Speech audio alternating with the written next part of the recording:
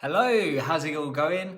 Let me just see something. So if you're watching live, let me know in the comments below. So I'm just going to start tagging some people just to see if I can get people up. By the way, I'm testing something new. So typically I normally go live either via Zoom or some streaming software. And yeah, literally chuck it into the group. So I'm trying something new today because people sometimes say that they can't find the live.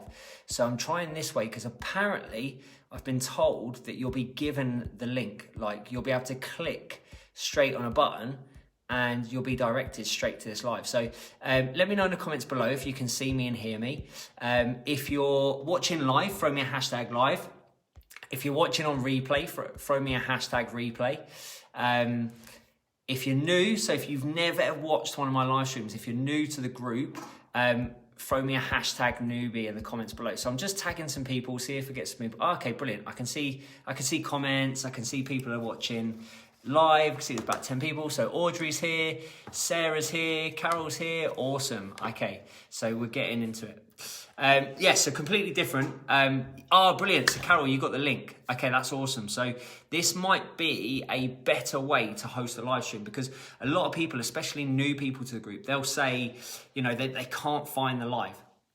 So if you're new to the group, every single Monday, 8 p.m, I go live and drop a ton of value. Today is all about snacking and craving. So I did a poll, it was weeks ago now, it might have even been 2 months ago. I did a poll in the group and it was basically saying, what is the biggest problem that you face right now?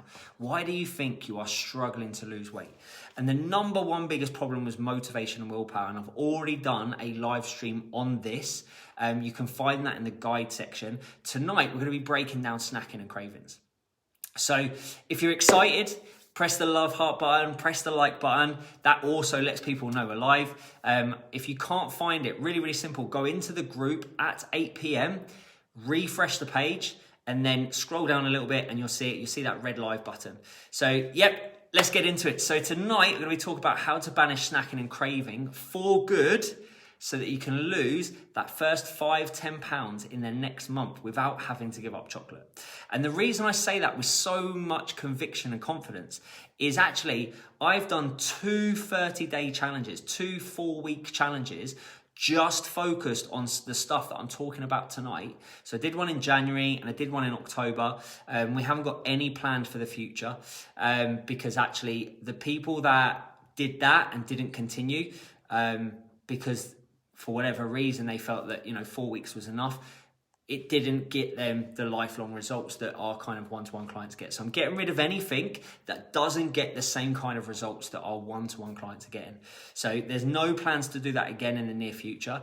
But the reason I can say with real confidence that the stuff I'm going to tell you tonight is going to help you to lose that first 5 to 10 pounds in the next 4 weeks without having to give up chocolate is because this is exactly what the women on that challenge did. In fact, the average weight loss on those 4-week challenges was 7 pounds. So 7 pounds in 4 weeks, whilst you still eat chocolate, whilst you still have bread, while you still have carbs, while you still have wine, you still actually enjoy a social life. So I can say this with absolute confidence because this is tried and tested with like more than 50 women. Now, a lot of you probably watching tonight will think that one of the problems that you face, and this has commonly come up over and over and over and over again, is willpower and motivation.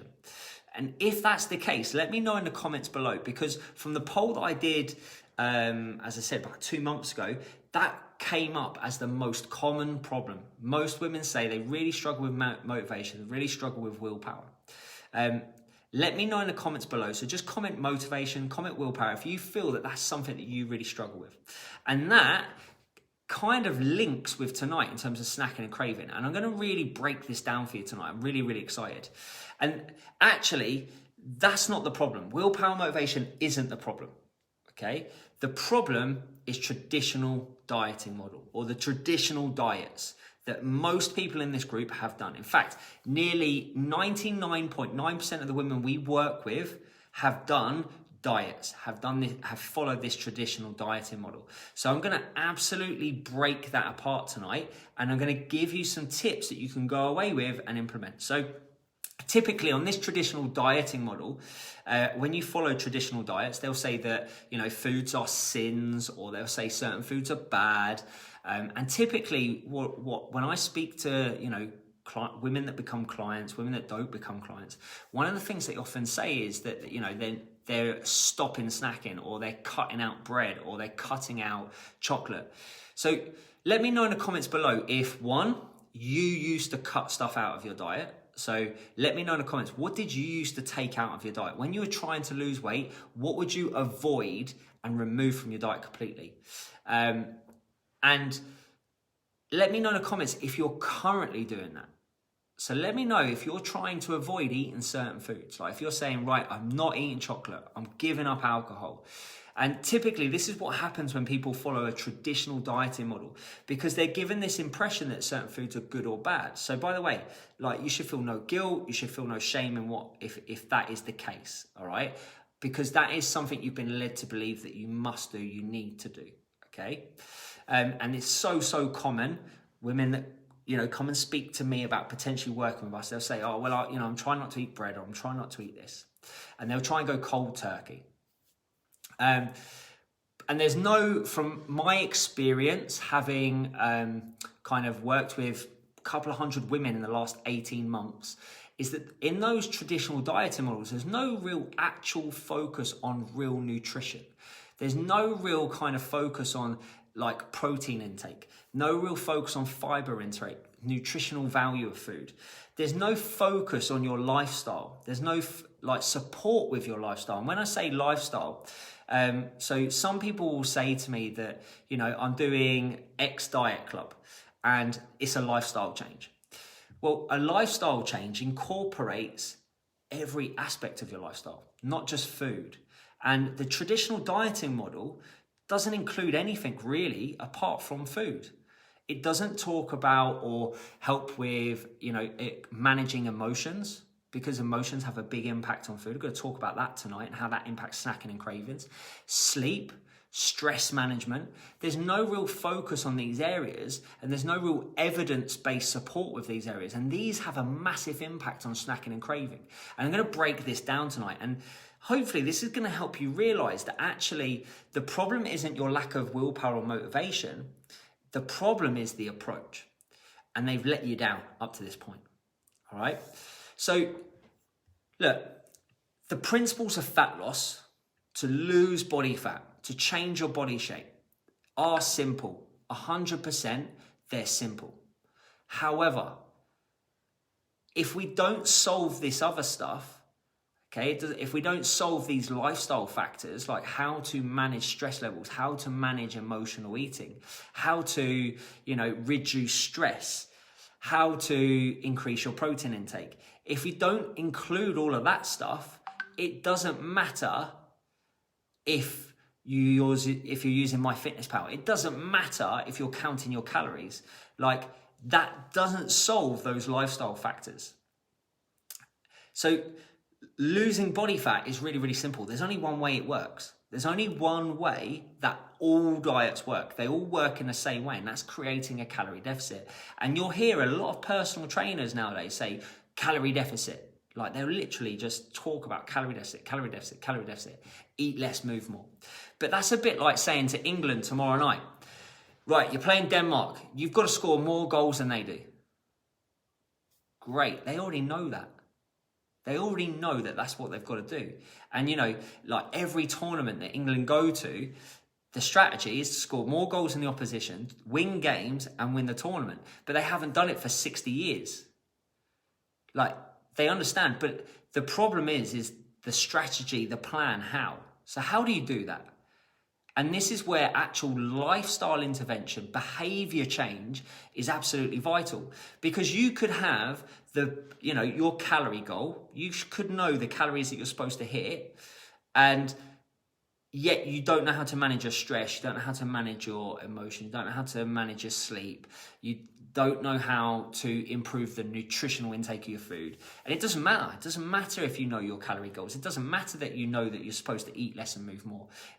yes, fat loss is that simple, but actually it's not. To implement, to do is really hard. It's why, you know, more than half of the world's population are now obese. Sorry, or overweight. About more than a third of the population, of the world population, are obese, especially in Western countries.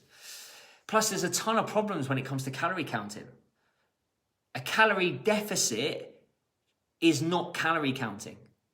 Calorie counting is another method, another way to like get yourself into a calorie deficit. They're not the same thing. So although I'm saying to you, you know, to lose body fat, you need to be in a calorie deficit, that doesn't mean you need to count calories. You can, but there's so many problems with that. And you should go check out the Pillar 1 video where I talk about this. So what you need to understand is appetite, cravings, hunger are really impacted by a variety of factors. They're impacted by your hormones. They're impacted by your environment. They're impacted by your current diet in terms of what the makeup of that looks like. What is the nutritional content of your diet? Calorie counting doesn't solve any of that. Counting your calories will not change leptin and ghrelin, hormones within your systems which regulate appetite. Calorie counting will not solve your sleep. Calorie counting will not solve your stress management. Calorie counting will not change your environment around you. So being in a calorie deficit is not calorie counting. They are two separate things, okay?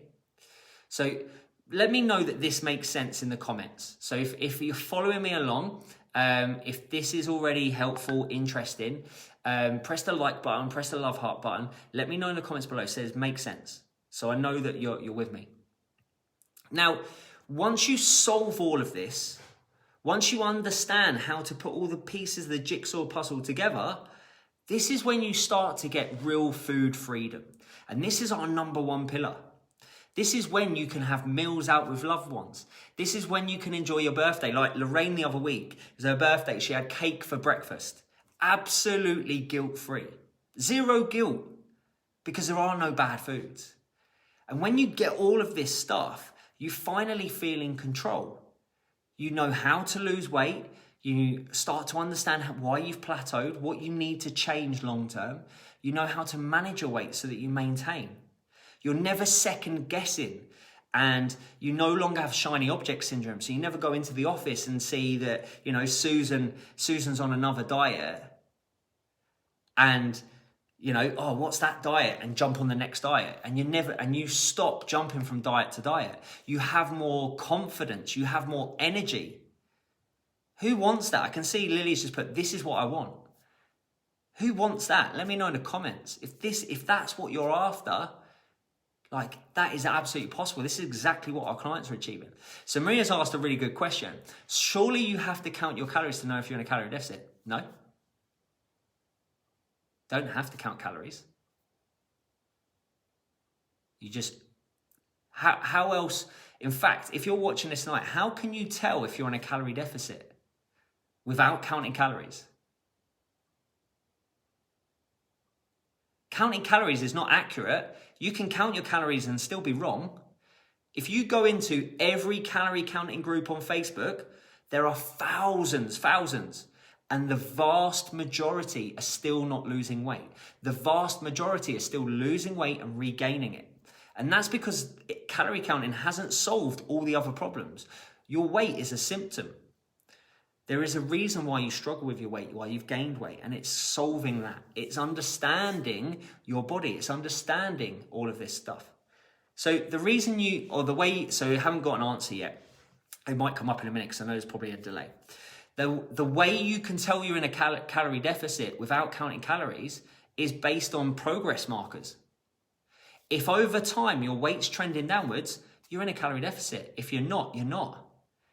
If your measurements are going down over time, if your body shape is changing, if your clothes size are getting smaller, you're in a calorie deficit.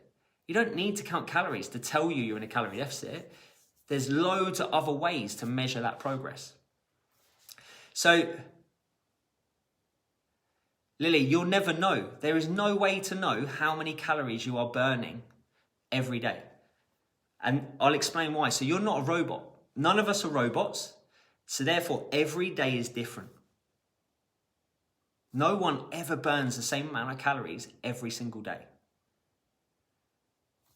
Some days you do exercise, some days you don't. Some days you do more steps than others, some days you don't. Like, there is no way of ever being 100% accurate with how many calories you need to eat.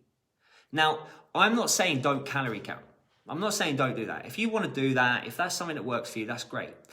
But as with every single diet out there, the main question you need to ask yourself is, do I want to calorie count forever? If you do, great, awesome. And if you like it and you're going to do it for the rest of your life, brilliant, go with it. If you don't have to. And actually, some of the stuff I'm going to give you tonight and some of the stuff we do with our clients will help you not to do that. So I'm going to break down some myths first of all before we get into it. And hopefully I'm giving you a ton of value already. So first of all, you don't have to cut out your favorite foods. 100% is probably the worst thing you can do. And I've talked about this loads and loads and loads and loads. In order to lose weight, you don't have to cut out your favorite foods. And when it comes to snacking, when it comes to cravings, it's one of the worst things you can do. But then some people will say to me, oh, but sugar's bad for you. Well, actually, if sugar's bad for you, then every single food that is made of or contains carbohydrates is bad for you, because every single food with carbohydrates in it are broken down into sugars. Your body digests it, whether it's a complex carbohydrate like a bread or potato or pasta, or whether it's a simple carbohydrate like even fruit or chocolate. They're all carbohydrates. When your body digests it, to use it as energy, it will eventually break down the molecules into glucose, into like the most simplest form of sugar to be used. So if sugar's bad for you, then that means all carbohydrates are bad for you. And I'm going to give you in fact, I want you to, like, after this live tonight, go and Google the word de novo lipogenesis. I'm more than happy to put that in the comments if people want. This is the process of turning carbohydrates into body fat. And it's something the body doesn't like doing. It's extremely costly. It's extremely energy inefficient. It's really, really hard to do. So carbohydrates really hard to turn into body fat. That's not to say that fats make you fat. No food in isolation makes you fat. Then some people say, oh, I just need a meal plan. I just need a list of foods. Again, having that meal plan where you're stuck to certain foods you've got to eat and following something is probably going to increase your snacking and cravings. I'm going to get to that in a little bit. And ask yourself again, am I going to follow this meal plan? You know, is this list of foods, am I going to do this for the rest of my life? Because if you're not, what are you going to do afterwards? What are you going to revert back to? Typically, people revert back to what they did before, hence the weight goes back to where it was before. Some people think, oh, I just need to exercise more.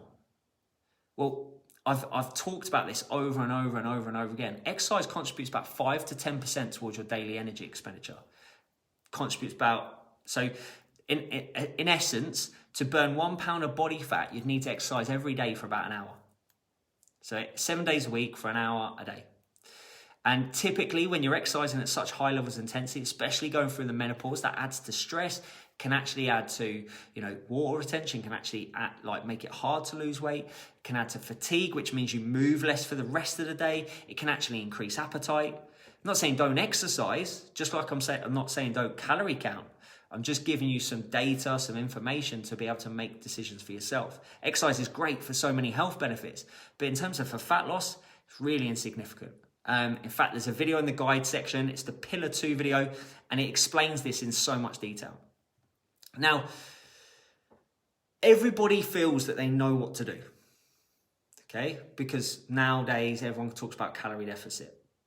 But I speak to people all the time that say, well, I feel like I know what I need to do. And because they've done loads of reading online, they've watched, stuff on TV. But actually, this is probably the hardest time in history to know exactly what to do, because there is so much information.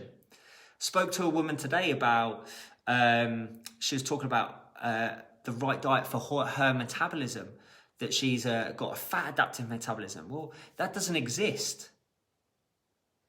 So Jenny, is swimming a good exercise? All exercises are good, but not for fat loss. Exercise is great for health, as in mental health, releasing anxiety and stress, physical health, increasing, muscle mass and strength and joint strength. But in terms of fat loss, in terms of like getting you toned, in terms of getting you leaner, really insignificant. And if you haven't watched it, go watch the Pillar 2 video and the guides after this.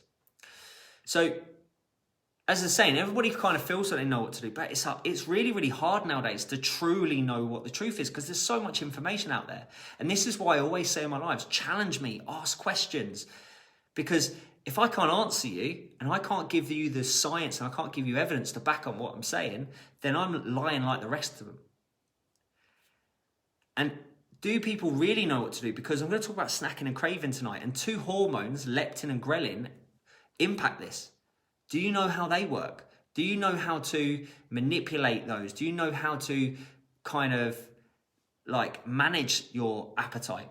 And what about dopamine? So dopamine is the powerful hormone which makes us kind of crave sugary and fatty foods. It's the thing which, as soon as you walk in and you're stressed and you're like, right, go have a biscuit. So Margaret said, what is the best exercise to do after working all day? Whatever you enjoy. Depends on the goal, Margaret. So if the goal is fat loss, then don't stress about it. You don't need to. We've got loads of examples of women we've worked with, like Sam lost 47 pounds without any exercise. We've got Mary, who only had 10 pounds to lose, and that was her goal within her 12 weeks. She lost 13 pounds in her 12 weeks with us. She's tiny, like really tiny, but she couldn't exercise, did 0 exercise. We've got example after example of women that barely or have done no exercise that have got results. Now, I'm not saying don't exercise, but you've got to think about what fits in your day. Do something you love, do something you enjoy, and do it for other health benefits rather than focusing on fat loss. Best thing to tone up. So this is going off on a tangent. I'm going to go straight into snacking and cravings in a bit, but I want to give value because people are asking questions. So toning, there are 2 structures in the body that you can manipulate. One is fat and one is muscle. There's nothing else in the body that you can like manipulate by exercise or diet. So to tone up, so to be more defined, to look leaner, is to reduce your body fat. So if you think everybody has muscles, you have muscles there. Okay, everybody does. Everybody has muscles, but they're covered in a layer of fat. To be more defined, to be more toned, to see them, you need to reduce the layer of fat. The biggest impact on that is by manipulating your diet. Lifting weights is great. I would recommend it for women especially menopausal women, because as you go through the menopause, the drop in estrogen, the drop in progesterone increases your risk of osteoporosis. There's more likely, in fact, women that go through menopause are a much, much higher chance of breaking bones later in life. And lifting weights is a good way, or the best way, to improve strength, to improve muscle mass. So again, for fat loss, if you like it, do it. But I would recommend, out of all exercises, lifting weights for health benefits, for ensuring you sustain a quality of life. Anyway, before we get into tonight, the reason why, you might want to listen to some of the stuff that I'm saying, you might want to watch these Monday Night Lives, is because, well, firstly, we're experienced, we're highly qualified professionals. Like, this isn't a group run by, John that reached his goal weight and now all of a sudden can give advice. So for my example, I've got a sports science degree. I was a teacher for 11 years. I'm also a level 4 qualified nutritionist, which is the equivalent of like a foundation degree. So you do a year-long program of study and you do exams. I've coached in elite level sport. I've coached in gyms. And then the rest of my team are all level 4 nutritionists. We're all highly qualified nutritionists, but we also have... we've got one of our coaches, she's a nutritionist, but she's going to go and do a dietitian's degree. She's going to be hopefully a registered dietitian. We've got life coaches, we've got NLP practitioners, we've got yogis, we've got personal trainers. So amongst our team, we've got a whole host of experience. We've worked with thousands of women. Our team, one-to-one, have helped nearly 200 women in the last 18 months. And as I said at the start of this tonight, we've, in our 30-day challenge, where we just focus on the stuff I'm going to tell you tonight, just to help reduce snacking and craving, when we've done that previously, so January and October, women have lost on average 7 pounds in 4 weeks without having to give up wine, without having to give up chocolate, bread, pasta, carbs. So if that's what you would like to know tonight, how to get rid of snacking, how to reduce snacking, how to reduce cravings, and do it in a way that includes your favorite foods, put a hell yes in the comments below. So tonight, I'm going to walk you through the solutions. I'm going to give you some super simple tips to implement. And it's going to show you a little bit of why, show you a little bit more about our Revive method. So the Revive method is our unique method. It has 3 pillars. So pillar 1, food freedom, pillar 2, sustainable steps, and pillar 3, which is all about rediscover, rewire. So we're talking about habits, mindset, and food. I'm going to show you how to include the food you love and how actually this is going to reduce your cravings and snacking. It's going to help you to reduce binging. It's going to help you to reduce guilt without having to calorie count. Going to show you how to build sustainable steps, so 1 step at a time, and how the right step for you. Going to help you to rediscover and rewire, and why mindset's really important, especially when it comes to building a better relationship with yourself, with food, and it's going to help you to be in control. It's going to help you to manage your stress, your sleep. And women that followed our unique method, women like Sam, who's lost 47 pounds, and she, by the way, she started with us. She was working 14-hour days and homeschooling her 2 kids. Has a really demanding job, has done 0 exercise. She eats pizza most weeks. She has Prosecco most weeks. And we've got a ton of examples in our guide section. We've got client success stories, we've got before and after pictures. All of these women have the freedom to include the foods they love. We show them how to do that and how to enjoy meals out. Okay, so Annie, if you're morbidly obese, can you use keto to help you get to a better weight initially? I'm going to answer that at the end. 100% will come back to that. But again, I'm going to ask you the same question. Are you going to do that forever?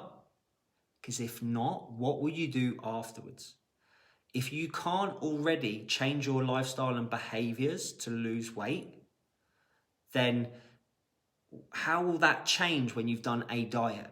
So we have clients that are over, 20 stone that would be considered obese, and they are not cutting out any foods either. It doesn't matter whether you're 50 kilos, we've had women 50, 60 kilos, or 20, 30 stone. Our approach in terms of showing women how to include the foods they love, have flexibility with their diet, does not change. Because for us, the most important thing for long-term success is consistency and sustainability. If you cannot stick to what you are doing forever, what are you going to revert to? So anyway, there's some key takeaways, okay, that are going to really, really help you to reduce snacking and reduce cravings. And I'm going to go through these. Now, obviously, I can't go through everything. And I can't go into, like real granular detail because I just haven't got the time. But I'm going to give you some real key takeaways that are really going to help you. So first of all, a couple of things that you can do with your diet, with what you're eating, to massively reduce your appetite. The first one is increase your protein intake. Okay, so try and get protein with every single meal. Fiber and veg. These 3 things, try and get them into every single meal. So protein, fiber, veg at every single meal. Okay, that's going to help reduce appetite. And what you also want to do is increase your intake of more satiating foods. So be mindful of what you're eating and how they impact your appetite. Now, you're probably, like a lot of people have been told, I shouldn't eat carbs and carbs are bad. But there was a study done a few years back, and the most satiating food that you can have, the most satiating food you can eat is plain boiled potatoes. Now, the problem with potatoes is that most people like loading them. Okay, like roast potatoes, roasting them in fat and oil and, jacket potatoes, spread them with cheese and butter. You can do all of that, like 100%, you can do that and lose weight, but it's going to be hard if you're constantly loading foods up with highly fatty, calorific foods. So think about what foods make you feel full, which help reduce your appetite. So be mindful when you're eating. Plain boiled potatoes are actually one of the best foods you can eat for that, but plain boiled potatoes. One thing as well that I want people to be aware of is focus on food volume. So we talked about calories a little bit today. Losing weight doesn't mean eating less in volume. It means eating less in calories and energy. There's a complete difference. So you want to focus on increasing the volume of food you're eating without increasing the caloric value of the food you're eating. Okay? So you don't have to starve yourself thin.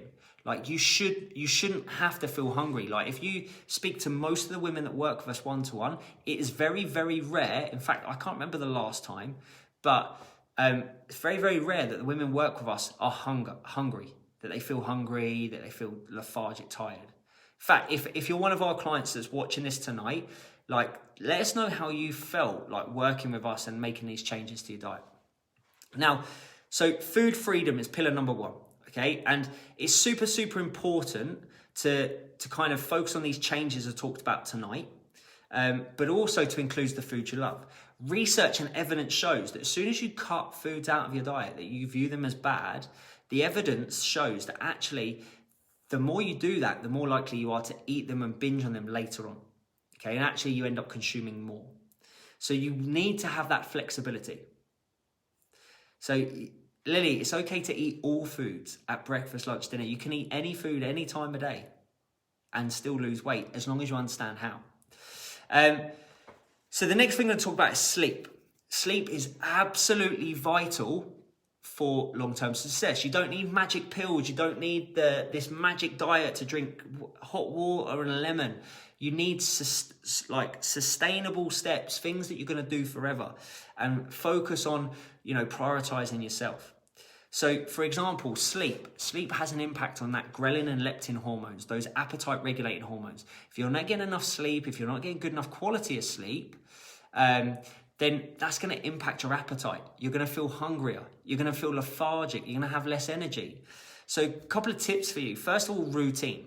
A lot of the things you do are governed by circadian rhythms. So trying to keep as much routine as possible. So similar bedtimes, similar wake up times, and trying to be as consistent as possible with that will really, really help. Be aware of lights. So lights from phones, TVs, because they actually emit a light that is similar in terms of the spectrum as the sun.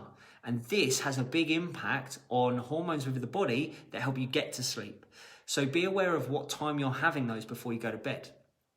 Carbs, actually, again, like another reason not to get rid of them from your diet, carbs can actually help with sleep. They actually help induce sleep. Whereas fat and protein, if you're eating a diet that's high fat, high protein before bedtime, they're both a lot harder to digest than carbohydrates are, and therefore that can actually have a negative impact on your sleep. Now, it's not saying don't eat fat, don't eat protein. I'm not saying that at all. Just be aware of the makeup of your diet. And this kind of stuff is really, really important. Exercise can be good or bad. So again, be aware of what type of exercise you're doing, when you're doing it, how that impacts your sleeping habits. So sleep is really, really important. And there's some really small things that you can do to slowly improve that. Obviously, going through the menopause, speaking to someone who knows what they're talking about when it comes to symptoms and treatments, HRT, whether it's the right thing for you, which is the right one for you. HRT can actually have a really positive impact on sleep for some women.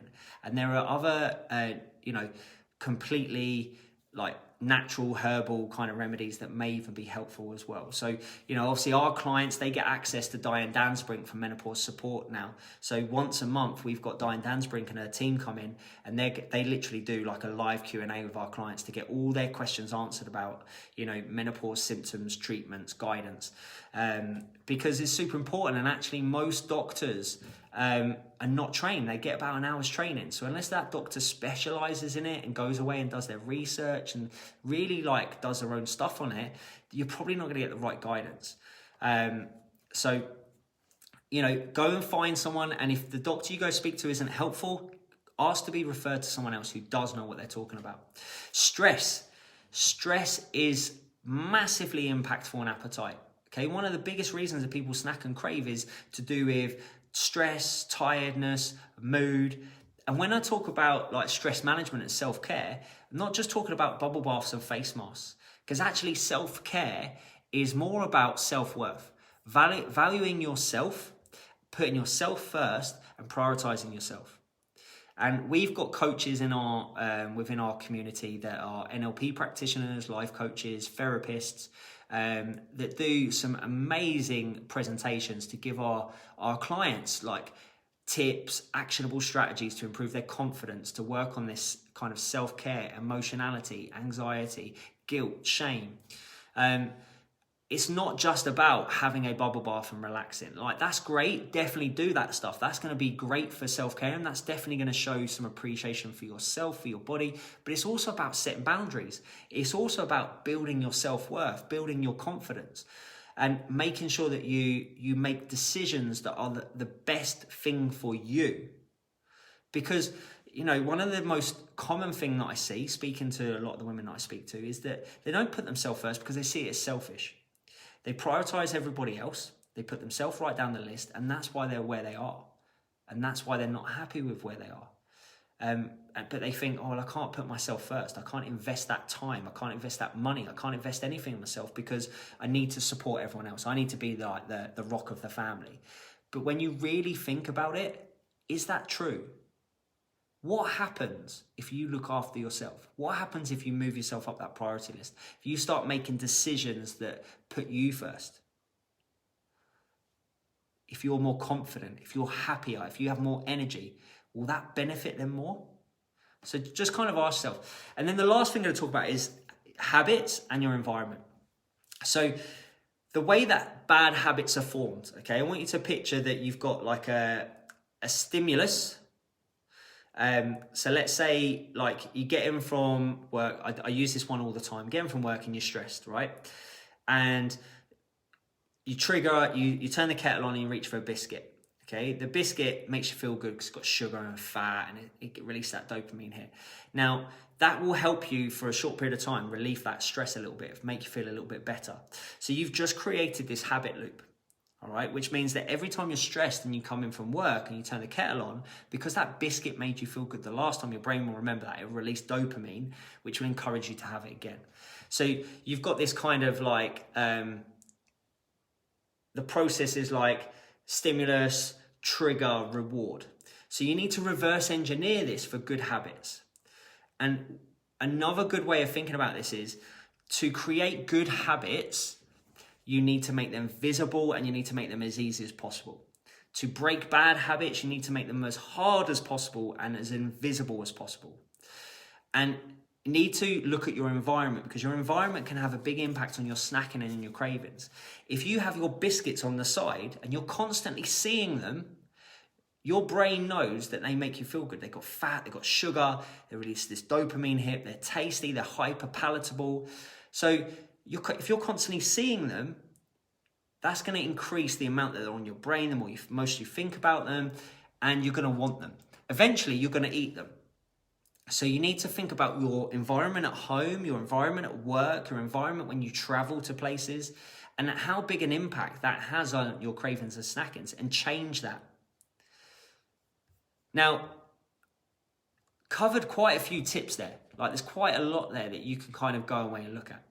And for some of you watching tonight, that might be enough. You might go, great, like, awesome, I've got enough there. But one of our pillars, pillar 2, is about sustainable steps. And actually what most people do is this all or nothing approach. So someone might watch tonight and go, well, I'm going to do this, I'm going to do this, I'm going to do this, I'm going to try and change everything. Humans have a negativity bias, which means that when we try and focus on too much, anything we fail at, we focus on. So what we do with our clients is we focus on one thing at a time. We focus on the biggest needle mover. So we get a big overview of their lifestyle, of their diet, their activity, and we can pinpoint what's going to be the biggest needle mover to get them going in the right direction, to make them feel successful, but also get them to losing weight. And this is what you need to figure out, and this is what you need to find. So if you think tonight's been enough and going to be really, really helpful for you, that's awesome.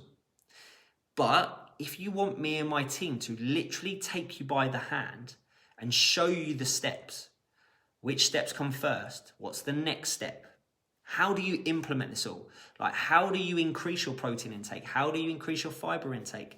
What foods are more satiating? How do you have a flexible diet? How do you include meals out with loved ones? How do you go on holiday and enjoy yourself without it ruining everything? How can you eat chocolate with guilt-free? Like, if you want us to show you that, and you want, you know, a completely personalized and tailored step-by-step approach for you, so you know it's going to fit in with you and your lifestyle, then I'd love to have a chat with you. All you've got to do is comment "I'm next" below, and either me or one of my team will comment below your comment and say we've messaged you, and we'll message you and we'll have a chat. So typically I'm going to ask you kind of what it is you're looking to achieve, how long, you know, you've been struggling, and you know what you've tried already. Going to talk about why this is important, like how is your weight impacting you. And we're going to go into a bit more detail, potentially jump on a call. And if after all of this, it's something you're interested in and we think we might be able to help you, then we could potentially book you in for a transformation call. Now, at any point throughout these stages, if you're not interested or you don't think we can help you, that's no problem. Just let us know. Or if we don't think we can help you, which does happen, we'll tell you. And we'll point you to videos in the group, like tonight's video, to try and help you.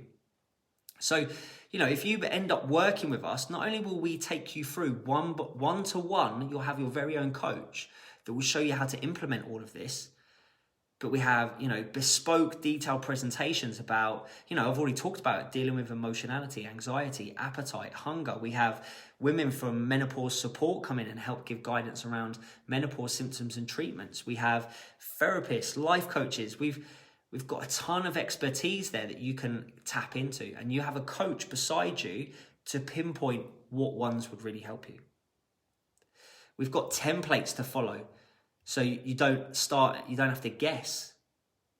Now, ask yourself tonight, whether you're working with us, whether you go and find someone else, whatever you go and do, what is the value of losing the weight? So let me know in the comments below. If you could reach your goal weight, if you could get the weight off and understand how to keep it off for the rest of your life, what's the value of that to you? Like, what impact would that have on you? And what about ditching the diets? Never having to do a diet ever again. Like, what's the value of that?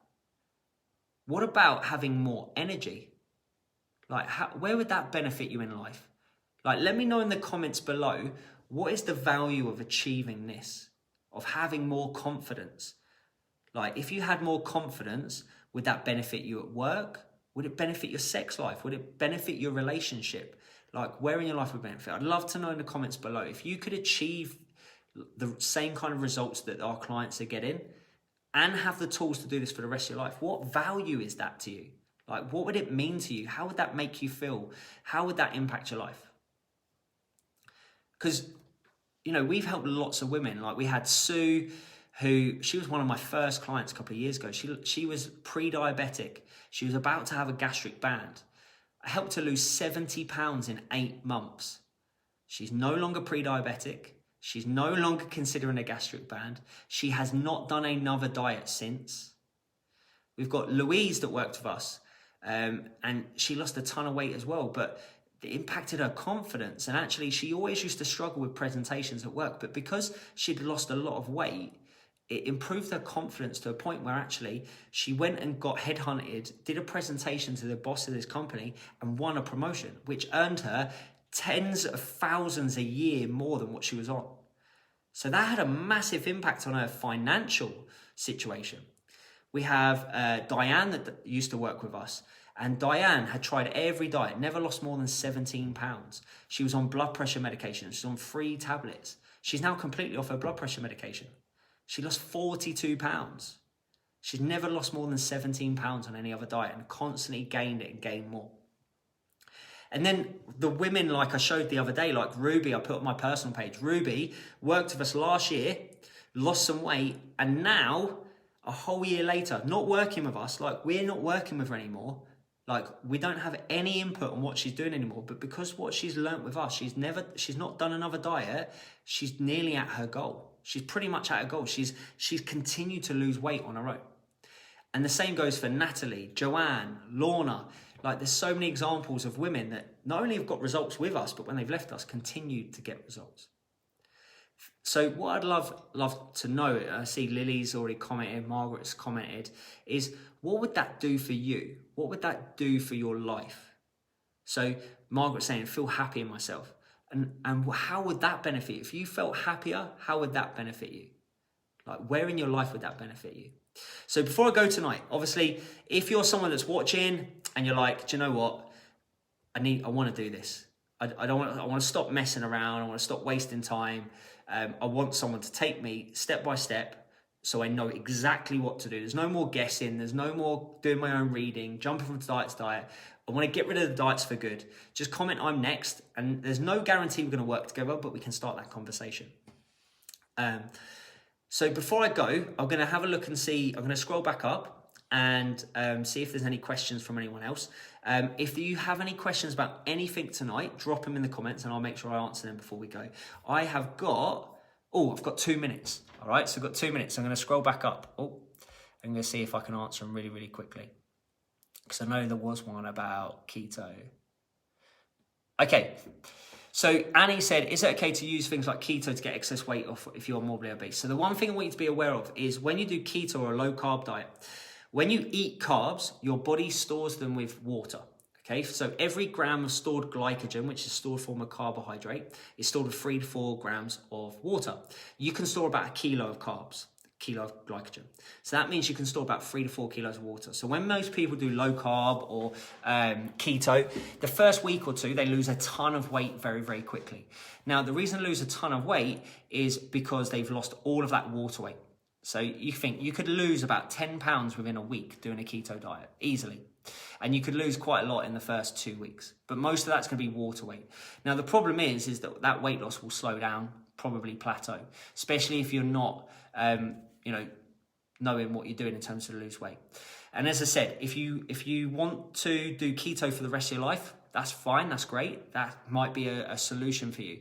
But if you can't see yourself doing it forever, you've got to ask yourself, okay, well, if I can't live a sustainable, healthy lifestyle that helps me lose weight now, what will change by doing a keto diet in order to do that?